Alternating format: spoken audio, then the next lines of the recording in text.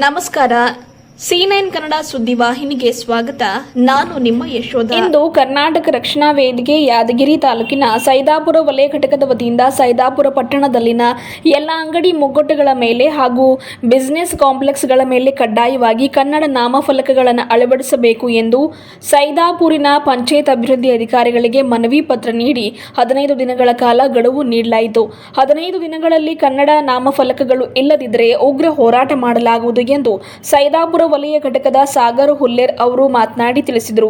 ಈ ಸಂದರ್ಭದಲ್ಲಿ ಕರ್ನಾಟಕ ರಕ್ಷಣಾ ವೇದಿಕೆ ತಾಲೂಕು ಪ್ರಧಾನ ಕಾರ್ಯದರ್ಶಿ ಸುರೇಶ್ ಬೆಳಗುಂದಿ, ಸಾಗರ್ ಹುಲ್ಲೇರ್, ಬಸ್ಸು ನಾಯಕ್, ಮಲ್ಲು ಬಾಡಿಯಾಳ್, ತೈಸೀನ್, ಆಂಜನೇಯ ಬಾಗ್ಲಿ, ಬಸವರಾಜ್, ರಘು, ಇಂದಿರಾನಗರ್ ಸೇರಿದಂತೆ ಇನ್ನಿತರರು ಇದ್ದರು.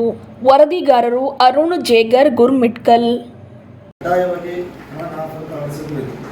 ಈ ಮೂಲಕ ತಮ್ಮಲ್ಲಿ ಮನವಿ ಮಾಡುವುದೇನೆಂದರೆ ಕನ್ನಡದಲ್ಲಿನ ಅಂಗಡಿ ಮುಂಗಟ್ಟುಗಳ ನಾಮಫಲಕಗಳಲ್ಲಿ ಕನ್ನಡಕ್ಕೆ ಹೆಚ್ಚಿನ ಆದ್ಯತೆ ಸಿಗಬೇಕೆಂದು ಹಾಗೂ ಕನ್ನಡದಲ್ಲೇ 60% ನಾಮಫಲಕ ಅಳವಡಿಸುವಂತೆ ಕರವೇ ಈಗಾಗಲೇ ಹೋರಾಟ ನಡೆಸಿದ ಪರಿಣಾಮ ರಾಜ್ಯ ಸರ್ಕಾರ ಆದೇಶ ಹೊರಡಿಸಿದ್ದು 15 ದಿನಗಳ ಒಳಗಡೆ ಸೈದಾಪುರ ಗ್ರಾಮ ಪಂಚಾಯತ್ ವ್ಯಾಪ್ತಿಯ ಅಂಗಡಿ ಮುಂಗಟ್ಟುಗಳಲ್ಲಿ ಕಡ್ಡಾಯ ಕನ್ನಡ ನಾಮಫಲಕ ಅಳವಡಿಸಲು ಗ್ರಾಮ ಪಂಚಾಯತ್ ವ್ಯಾಪ್ತಿಯಲ್ಲಿ ಪ್ರಚಾರ ಮಾಡಲು ತಮ್ಮಲ್ಲಿ ಮನವಿ ಮಾಡುತ್ತೇವೆ. ಒಂದು ವೇಳೆ ಅಳವಡಿಸಿರುವುದರಲ್ಲಿ ಅಂತಹ ಅಂಗಡಿಗಳ ಪರವಾನಗಿ ರದ್ದುಪಡಿಸಲು ಮುಂದಾಗಲು ಒತ್ತಾಯಿಸುತ್ತೇವೆ.